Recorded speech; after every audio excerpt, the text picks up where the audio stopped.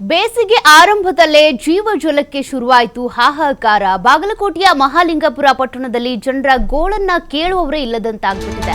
ಮಹಾಲಿಂಗಪುರ ಪಟ್ಟಣದ ward number 14ರಲ್ಲಿ ಜನ ತತ್ತರಿಸಿ ಹೋಗಿದ್ದಾರೆ.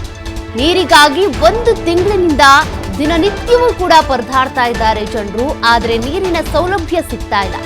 ಬೇರೆಯವರ ತೋಟಗಳಿಗೆ ಹೋಗಿ ನೀರು ತೆಗೆದುಕೊಂಡು ಬರುವಂತ ಪರಿಸ್ಥಿತಿ ಜನರಿಗೆ ಎದುರಾಗಿದೆ. ಮೂಲಭೂತ ಸೌಕರ್ಯ ಒದಗಿಸದ ಅಧಿಕಾರಿಗಳ ವಿರುದ್ಧ ಇಡೀ ಶಾಪ ಹಾಕ್ತಿದ್ದಾರೆ. ನೋಡಿ, ಈಗಾಗಲೇ ಬೇಸಿಗೆ ಆರಂಭ ಆಗ್ತಾ ಇದ್ದಂತೆ ಅನೇಕ ಜಿಲ್ಲೆಗಳಲ್ಲಿ ಈ ರೀತಿಯಾಗಿ ನೀರಿನ ಹಾಹಾಕಾರ ಸೃಷ್ಟಿಯಾಗ್ತಾ ಇದೆ. ಮೂಲಭೂತ ಸೌಕರ್ಯಗಳನ್ನ ಅಧಿಕಾರಿಗಳು ವಹಿಸ್ತಾ ಇಲ್ಲ. ಹೀಗಾಗಿ ಮೂಲಭೂತ ಸೌಕರ್ಯಕ್ಕೋಸ್ಕರ ಜನರು ಪರದಾಡುವಂತ ಪರಿಸ್ಥಿತಿ ಎದುರಾಗಿದೆ. ಅದರಲ್ಲೂ ಕೂಡ ಕುಡಿಯೋ ನೀರಿಗಾಗಿ ಹಾಹಾಕಾರ ಎದುರಾಗಿದ್ದು, ಯಾವಾಗ ಅಧಿಕಾರಿಗಳು ಇತ್ತ ಗಮನ ಹರಿಸ್ತೀರಾ ಅಂತ. ಸತತ 1 ತಿಂಗಳಿನಿಂದ ಜನರಿಗೆ ನೀರಿನ ವ್ಯವಸ್ಥೆ ಇಲ್ಲ.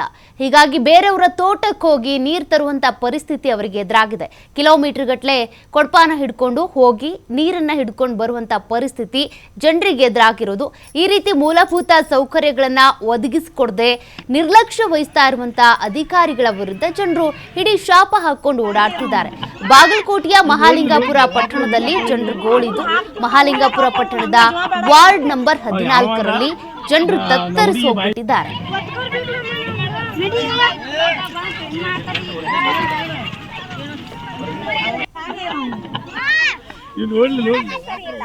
ಏನಾರ ಹೇಳೋಣ, ಗಟ್ರ ತೆಗಿ ಅಂದ್ರ ಗಟ್ರ ಸೀದಾ ತೆಗಿಯಲ್ಲ. ಕೆಳಗಡೆ ಎಲ್ಲ ಚಲೋತ್ನಾಗ ನೀರ್ ಬಿಡ್ತಾರ. ಏನಾರ ಕೇಳೋಣ, 1 ತಿಂಗಳ ಆತು ನಮ್ಮಲ್ಲಿ ಹೊಳೆಯಂಗ್ ನೀರಿಲ್ಲ, ಮಳಿ ಇಲ್ಲ, ಏನ್ ಮಾಡುದು ಅಂತ ಕೇಳ್ತಾರೆ.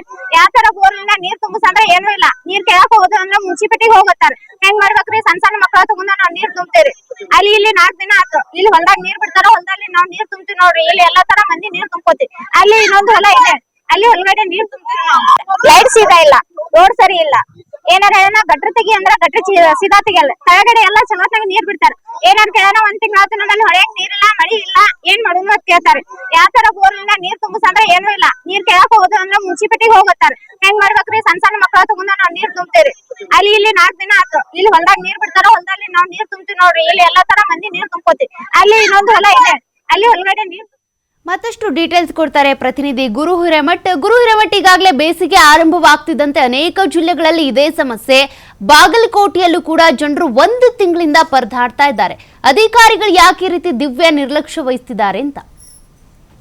ಸೌಖ್ಯ, ನಿಜಕ್ಕೂ ಬಾಗಲಕೋಟೆ ಜಿಲ್ಲೆ ಅಂದ್ರೆ ಒಂದ್ ಕಡೆ ಮಳೆ ಆದ್ರೆ ಇತ್ತ ಪ್ರವಾಹದ ಭೀತಿ ಎದುರಾಗಿಸ್ಬೇಕಾಗತ್ತೆ, ಇತ್ತ ಬೇಸಿಗೆ ಆದ್ರೆ ಇಲ್ಲಿ ನೀರಿನ ಹಾಹಾಕಾರಕ್ಕೆ ಜನರು ತತ್ತರಿಸೋದು ಸರ್ವೇ ಸಾಮಾನ್ಯ ಆಗಿರುವಂತದ್ದು. ಅದರಲ್ಲಿ ಮುಖ್ಯವಾಗಿ ಬಾಗಲಕೋಟೆ ಜಿಲ್ಲೆ ಮಹಾಲಿಂಗಪುರ ಪಟ್ಟಣದ ವಾರ್ಡ್ ನಂಬರ್ 14 ಅಂದ್ರೆ ಕೆಂಗೇರಿಯ ಒಂದು ಆಶ್ರಯ ಯೋಜನೆ ಪ್ಲಾಟ್ ಇದೆ. ಆ ಪ್ಲಾಟಿಗೆ 1 ತಿಂಗಳಿನಿಂದ ನೀರಿನ ಹಾಹಾಕಾರಕ್ಕಾಗಿ ಜನರು ಪರದಾಡುವಂತಹ ಪರಿಸ್ಥಿತಿ ನಿರ್ಮಾಣ ಆಗಿತ್ತು. ಅದಾದ ಬಳಿಕ ಅಲ್ಲಿಯ ಅಧಿಕಾರಿಗಳಿಗೆ ಕೂಡ ಮನವಿಯನ್ನ ಕೂಡ ಮಾಡಿರುವಂತದ್ದು. ಆದ್ರೆ ಅಧಿಕಾರಿಗಳ ಮನವಿ ಮಾಡಿದ್ರು ಕೂಡ ಇತ್ತ ಕಡೆ ಗಮನ ಹರಿಸಿಲ್ಲ ಅನ್ನೋದು ಅಲ್ಲಿಯ ಜನರ ಒಂದು ಆಕ್ರೋಶಕ್ಕೆ ಕೂಡ ಗುರಿಯಾಗಿರುವಂತದ್ದು. ಮುಖ್ಯವಾಗಿ ಏನು 1 ತಿಂಗಳಿನಿಂದ 3 ಬೋರ್ವೆಲ್ ಗಳನ್ನ ಕೊರೆಸಿದ್ರು, ಅಲ್ಲಿ ನೀರು ಸಿಗ್ತಿಲ್ಲ ಅನ್ನೋದು ಅಲ್ಲಿಯ ಅಧಿಕಾರಿಗಳ ಒಂದು ಹೇಳಿಕೆ ಆಗಿರುವಂತದ್ದು. ಆದ್ರೆ ನೀರ್ ಸಿಗ್ತಿಲ್ಲ ಅಂದ್ರೆ ಆ 1 ತಿಂಗಳಿನಿಂದ ಸಾರ್ವಜನಿಕರಿಗೆ ನೀರು ಒದಗಿಸುವುದು ಯಾರ ಕೆಲಸ? ಅದು ಅಧಿಕಾರಿಗಳ ಕೆಲಸ ಆಗಿತ್ತು ಅನ್ನೋದು ಅಲ್ಲಿ ಜನರ ಒಂದು ಆಕ್ರೋಶಕ್ಕೆ ಗುರಿಯಾಗಿರುವಂತದ್ದು.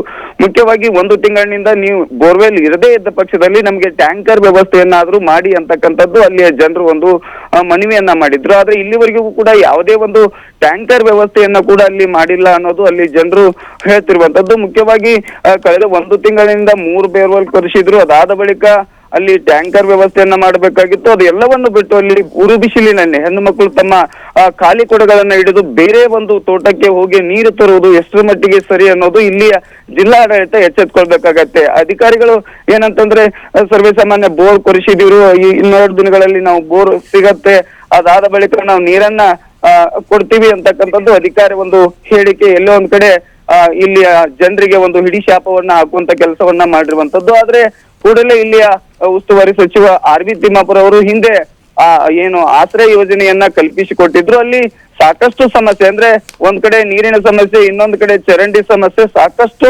ವಿದ್ಯುತ್ ಸಮಸ್ಯೆ ಕೂಡ ಅಲ್ಲಿ ಇಲ್ಲ ಅಂತಕ್ಕಂಥದ್ದು ಸಾರ್ವಜನಿಕರ ಆಕ್ರೋಶಕ್ಕೆ ಕೂಡ ಗುರಿಯಾಗಿರುವಂತದ್ದು. ಆದಷ್ಟು ಬೇಗ ಜಿಲ್ಲಾಡಳಿತ ಎಚ್ಚೆತ್ಕೊಳ್ಬೇಕಾಗತ್ತೆ. ಏನು ಬೇಸಿಗೆ ಮುನ್ನವೇ ಈ ನೀರಿನ ಹಾಹಾಕಾರ ಉದ್ಭವಿಸಿದ್ರೆ ಮುಂದಿನ ಪರಿಸ್ಥಿತಿ ಯಾವ ರೀತಿ ಅನ್ನೋದು ಇಲ್ಲಿಯ ಜಿಲ್ಲಾಡಳಿತ ಮುನ್ಸೂಚನೆಯಾಗಿ ಅಲ್ಲಿ ಅಧಿಕಾರಿಗಳಿಗೆ ಒಂದು ಎಚ್ಚರಿಕೆಯನ್ನ ಕೊಡ್ಬೇಕಾಗತ್ತೆ. ಇಲ್ಲಿ ಸಚಿವರು ಮತ್ತು ಈ ಸಂಬಂಧಪಟ್ಟಂತ ಇಲಾಖೆಗಳಿಗೆ ಸೂಚನೆಯನ್ನ ಕೂಡಿ ಈಗಾಗಲೇ ಟ್ಯಾಂಕರ್ ವ್ಯವಸ್ಥೆಯನ್ನ ಕೂಡ ಆದ್ರೂ ಕೂಡ ಈಗ ಮಾಡ್ಬೇಕು ಅನ್ನೋದು ಅಲ್ಲಿ ಸಾರ್ವಜನಿಕರ ಮನವಿ ಆಗಿರುವಂತದ್ದು. ಸೌಖ್ಯ. ಓಕೆ, ಥ್ಯಾಂಕ್ ಯು ಗುರು ಹಿರೇಮಠ್ ಡೀಟೇಲ್ಸ್ಗೆ. ಹುಡುಗಿ ಬಾಯಿ